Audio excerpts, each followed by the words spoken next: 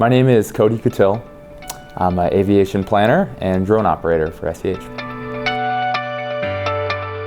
My degree is actually in geography, and I have a minor in aeronautics. I initially went there because I was in the professional pilot program. Switched after a couple of years to geography because I liked the weather class, and then ended up finding out about GIS. The term GIS is Geographic Information Systems, and that is a fancy acronym for mapping. Within the planning process, there is boatloads of documents that have to be submitted to the FAA, to state organizations in order to get approval for funding or just community outreach.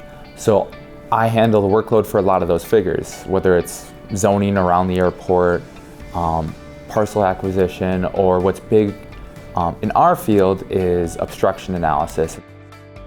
So to be a drone operator, you do need licensure from the FAA. It's Part 107 it's referred to. And that test is essentially it's like private pilot question bank. My GIS skills are probably more prominent within our drone projects just because that post-processing and analysis of the data that we collect is something I can actually help and contribute on.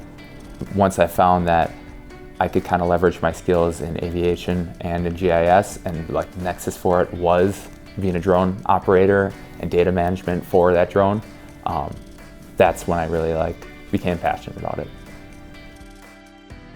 I always look forward to drone flights. I always do, regardless of, I've done drone flights in landfills and wastewater treatment facilities and sand mines in the middle of January. I still love it. It's so much fun to have variety and, like I said, use a technical side of my brain, use a creative side of my brain.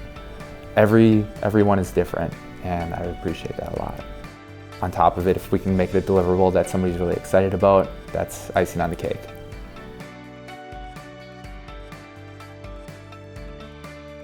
I'm really lucky that I get to go to these exciting locations and I get to think creatively and technically to acquire this data.